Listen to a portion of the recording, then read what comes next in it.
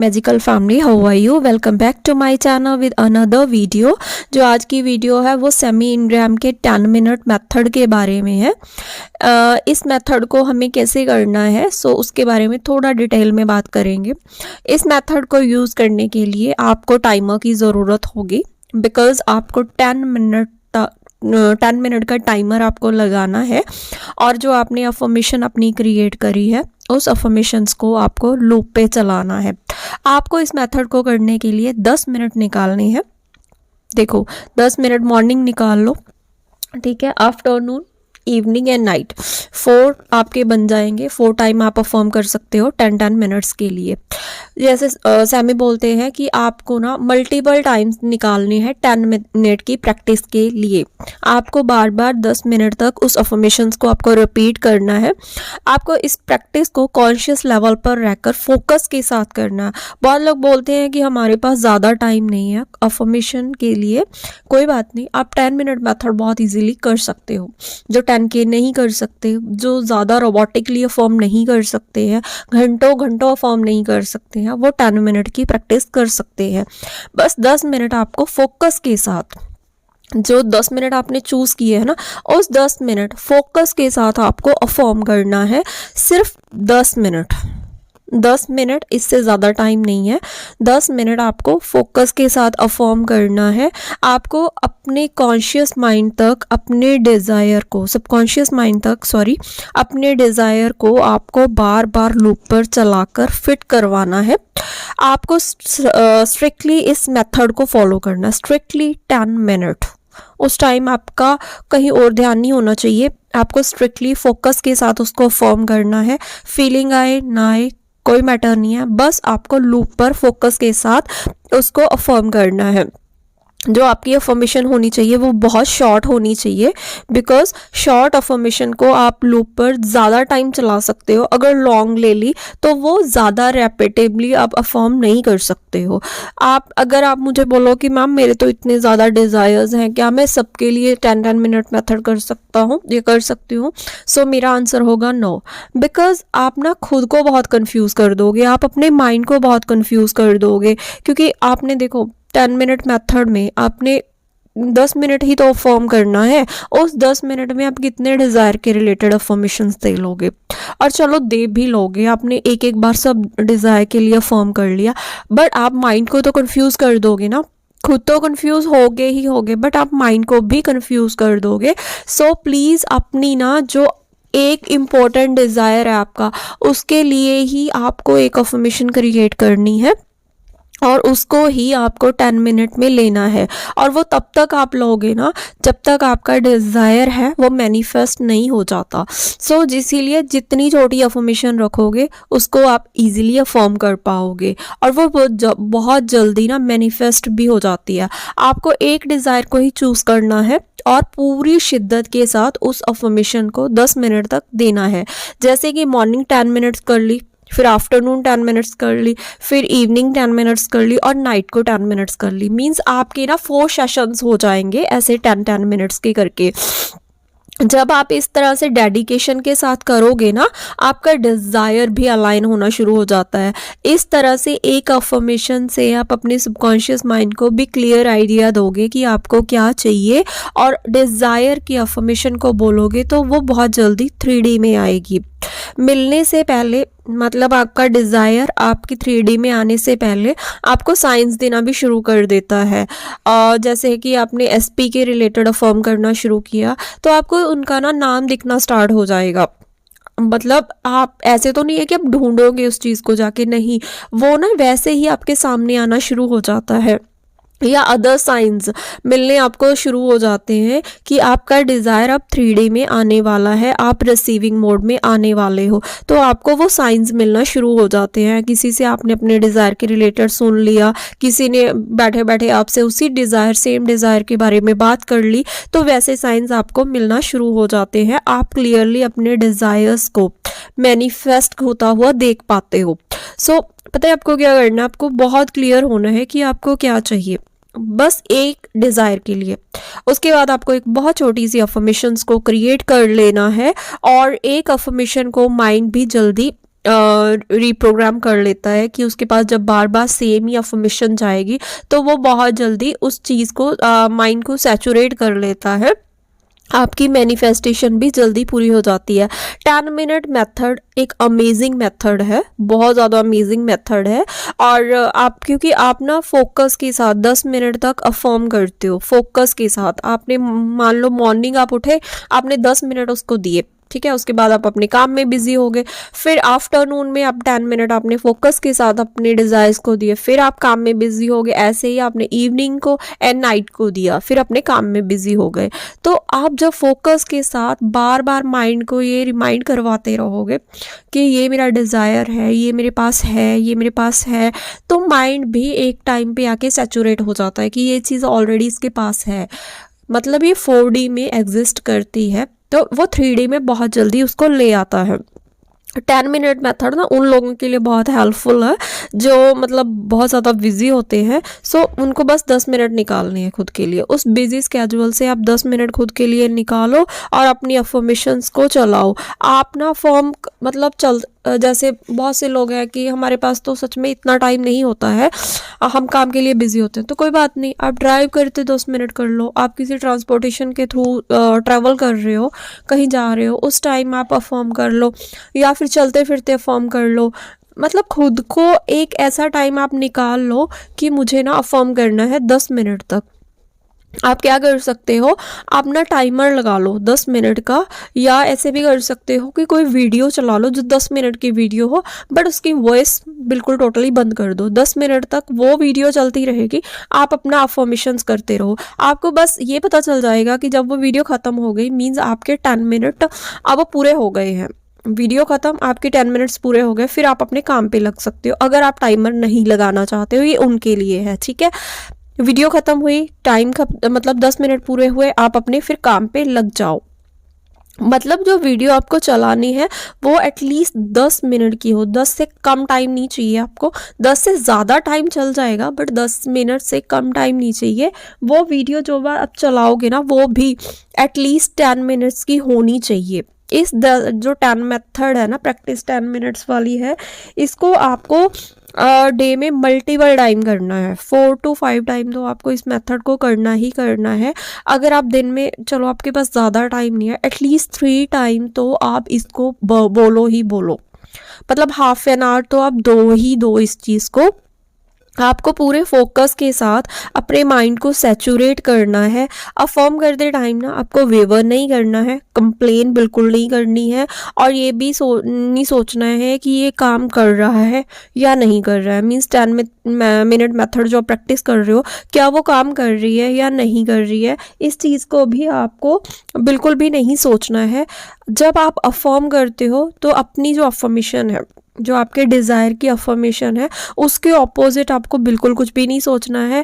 अपना अजम्पशन आपको स्ट्रॉन्ग रखना है कि जो मैं अफर्म कर रही हूँ या कर रहा हूँ वो ऑलरेडी मेरा है, वो ऑलरेडी मेरा है, वो किसी ना किसी 4D में 5D में एग्जिस्ट करता है, बस अपनी अफर्मेशंस के थ्रू उसको मुझे 3D में लेके आना है, ठीक है।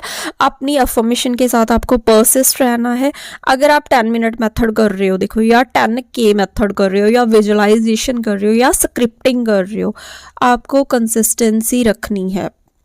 मैं यहाँ पे ये बता रही हूँ कि कोई भी टूल एंड टेक्निक यूज़ कर रहे हो, कुछ भी कर रहे हो, अफर्मेशंस कर रहे हो, आपको कंसिस्टेंसी रखनी है। देखो, फीलिंग आए ना आए कोई बात नहीं, स्टार्टिंग में किसी को फीलिंग नहीं आती है, जस्ट तोते की तरह रटना शुरू कर दो उस चीज़ को।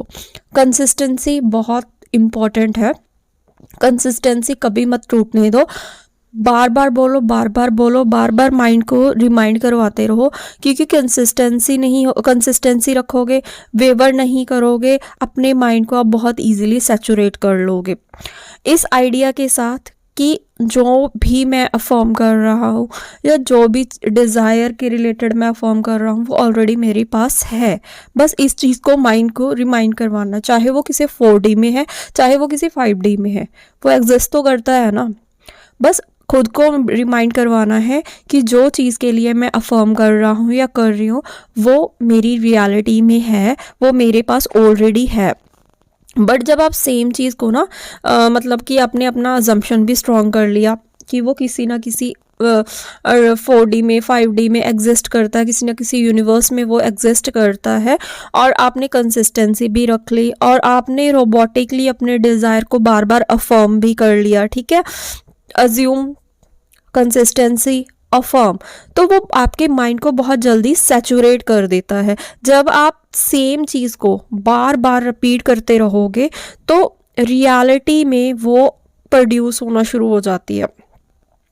जब देखो ज़मीन में हम कोई भी एक सीड को बोते हैं, उसका ध्यान भी रखना ज़रूरी होता है, उसे टाइम टू टाइम खाद भी देनी होती है, दवाइयों का छिड़काव भी करना होता है, तभी जाके जब हम उस पर कंसिस्टेंसी रखते हैं, रेपिटेटिवली उसको चेक करते रहते हैं, बार बार उसको देखते रहते हैं, वो तभी जाके एक पौधा बनता है ना, तभी जाके वो एक फसल का रूप लेता है। वही चीज़ होती है हमारे थॉट्स की, कि जब हम बार बार कंसिस्टेंसी के साथ अपने थॉट्स को चेक करते रहते हैं ना, बार बार बोलते रहते हैं, रिपीट करते रहते हैं, तो हम वो पौधे को, हमारे डिज़ायर वाले पौधे को ना प्रोड्यूस कर देते हैं। और जब बार बार उसको आप चलाते रहोगे, वो आपकी रियलिटी एक टाइम पे बना के आपके सामने ला देता है। बिकॉज हमेशा ना एक बात को ना रिमाइंड रखो कि जो आपके थॉट्स हैं ना, वो एक प्रिंटर का काम करते हैं, वो एक प्रिंटर है, और वो जो भी आप थॉट्स क्रिएट करोगे, वो थॉट आपके प्रिंट होंगे ही होंगे। चाहे आप नेगेटिव सोच लो, चाहे आप पॉजिटिव सोच लो, वो वही प्रिंट होंगे और वही 3D में आपकी प्रिंट होकर ना 3D में आएंगे ही आएंगे। सो आप जो भी फील करो, अफर्म करोगे, आप एक मैसेज माइंड को सेंड करते रहते हो, ठीक है। मान लो कि आपने अपने डिज़ायर की कोई अफर्मेशन ले ली, बस आप उसको 10 मिनट कर रहे हो, 10 मिनट मेथड कर रहे हो, बार बार उसको चला रहे हो 10 मिनट तक। देखो जब आप करोगे ना, एक लूप पे चला दोगे उसको 10 मिनट तक, वो चीज़ बार बार आपके माइंड में चलेगी, तो आप माइंड को क्या सिग्नल दे रहे हो कि ये वाला डिज़ायर मेरे पास है। हम ये तो फॉर्म नहीं करते ना कि इन फ्यूचर वो चीज़ हमारे पास आएगी, नहीं, हम प्रेजेंट में उस चीज़ को लेके चलते हैं कि वो चीज़ ऑलरेडी हमारे पास है। तो हम माइंड को मैसेज देते रहते हैं कि ये चीज़ हमारे पास है, ये चीज़ हमारे पास है, और वो एक टाइम पर आकर ना आपकी 3D में प्रिंट हो जाती है, वो डिलीवर हो जाता है मैसेज। और जब वो डिलीवर हो गया तो हमें इतना श्योर होता है कि वो डिलीवर हो गया, तो इट मीन्स वो रियलिटी बनेगा ही बनेगा। सो वही चीज़ होती है जब हम किसी को मैसेज भी भेजते हैं ना, जब तक उस मैसेज को आप सेंड नहीं करोगे वो सामने वाले के पास नहीं पहुंचेगा। वही चीज़ माइंड के पास होती है, जब तक आप उसको लूप पर चलाकर बार बार फॉर्म नहीं करोगे, उसको बार बार डिलीवर नहीं करोगे, और वो सेंड होगा तो किसी टाइम पे आके वो आपकी रियलिटी भी बना देगा। बिकॉज सेम चीज़ के पास बार बार जा रही है, उसको समझ आना स्टार्ट हो जाती है कि ये इसकी रियलिटी है, ये इस चीज़ इसके पास ऑलरेडी है, बस वो 3D में लेके आनी बाकी होती है। जब आप बार बार उसको चलाते रहते हो, वो किसी ना किसी टाइम 3D में भी आ जाती है। अपने डिज़ायर को रियलिटी में लाने के लिए ना आप एक अहम रोल प्ले करते हो, क्योंकि पूरी गेम आपके माइंड की है। पूरा मतलब अगर मैं बोलूँ ना कि आपका माइंड ही आपके डिज़ायर्स को रियलिटी में लाता है, और यही सच है। तो वही है कि आप एक बहुत अहम रोल प्ले करते हो, उसको आप ही अपने थॉट्स से उसे क्रिएट करोगे। जो भी आपकी रियलिटी बनेगी वो अपने ही थॉट से आप उसको क्रिएट करोगे। एक बात ना हमेशा याद रखो कि अगर आप कंसिस्टेंट हो अपनी अफर्मेशन के साथ, कोई भी टूल एंड टेक्निक के साथ, कि जो आप चाहते हो वो ऑलरेडी आपके पास है, आपने इतना अजम्पशन स्ट्रॉन्ग कर लिया अपना, और आप अपने डिज़ायर के ऑपोजिट कुछ भी नहीं सोच रहे हो, नहीं बोल रहे हो, फिर कोई भी आपको रोक नहीं सकता, कोई भी आपके डिज़ायर को 3D में आने से नहीं रोक सकता है। आपका सिर्फ इतना काम है कि आप अफर्म करो 10 मिनट मेथड। 10 मिनट मेथड वाली प्रैक्टिस है, तो मैं यही बोलूँगी कि 10 मिनट तक अफर्म करो और इसको मल्टीपल टाइम्स आप चूज़ करो टाइम को, 10 मिनट्स 4 to 5 टाइम करो डे में, ठीक है। 5 सेशंस लो उसके कम से कम, 5 बार एक ही दिन में 10 मिनट तक बार बार अपनी जो छोटी सी अफर्मेशन आपने ली है उसको बार बार अपने माइंड में चलाओ, कंसिस्टेंसी रखो, फोकस के साथ उसको बार बार रिपीट करो। कॉन्शियस लेवल पर अपने थॉट्स को चेक करते रहो कि वो डिज़ायर से मैच करते हैं या नहीं करते हैं, बस आपका इतना सा काम है। Trust me, same to same manifest होगा, जो आप चाहते हो वो सेम टू सेम आपकी रियलिटी में आएगा। बस आपको परसिस्ट रहना है और सेम वे में अपने माइंड को सैचुरेट करना है, बार बार लूप पर चलाकर। आपको वरी होने की ज़रूरत नहीं है, आपके लिए कोई भी डिज़ायर है उसकी आपको टेंशन लेने की ज़रूरत नहीं है, आप वरी होने की ज़रूरत नहीं है, आप रिलैक्स रहो, आप अपनी प्रैक्टिस पे फोकस रखो, ठीक है। 10 मिनट मेथड में, शॉर्ट में बता रही हूँ फिर से, 10 मिनट मेथड में आपको सिर्फ 3 चीज़ों का ध्यान रखना है। फर्स्टली, डे में 5 सेशंस कम से कम लो, 10 मिनट्स तक अपनी अफर्मेशंस को लूप पे चलाओ, ठीक है। 10 minute 10 minute 10 minute 10 minute 10 minute, ठीक है। सेकेंड, कंसिस्टेंसी रखो, जो आप अफर्म कर रहे हो फोकस के साथ अपनी अफर्मेशंस को रिपीट करते रहो, अपनी रियलिटी में उसको लाने के लिए बार बार अफर्म करो कंसिस्टेंसी के साथ। थर्ड, थॉट्स को कॉन्शियस लेवल पे चेक करते रहो कि वो आपके डिज़ायर से मैच करते भी हैं या नहीं, क्या वो वैसी रियलिटी जो आप बनाना चाहते हो उससे मैच करते हैं, आप वेवर तो नहीं कर रहे हो, आप टेंशन तो नहीं ले रहे हो, आप उसके ऑपोजिट कुछ नहीं सोच रहे हो, आप माइंड को क्या सिग्नल दे रहे हो बार बार, क्या जो डिज़ायर है, आपका जो डिज़ायर मैनिफेस्ट करना चाहते हो वो सेम वैसे ही थॉट्स आपके कॉन्शियस लेवल के थ्रू सबकॉन्शियस में पहुंच रहे हैं। इन चीज़ों का आपको ध्यान देना है। एंड व्हेन एंड हाउ पे तो आपको बिल्कुल भी ध्यान नहीं देना है, वो आपका काम नहीं है। आपका काम सिर्फ इन 3 स्टेप्स को फॉलो करना है। फर्स्ट, 10 मिनट मेथड, बार बार multiple time. Second, consistency. Third, conscious level पर अपने थॉट्स को चेक करना है, वेवर नहीं करना है, डरना नहीं है, परसिस्ट रहना है। बस आपका desire same to same manifest होगा जैसा आप चाहते हो। सो ये होता है 10 मिनट मेथड। मैंने अपनी तरफ से पूरी कोशिश की है कि आप बहुत अच्छे से इस चीज़ को समझ पाओ। So thank you so much for your beautiful support. Thank you.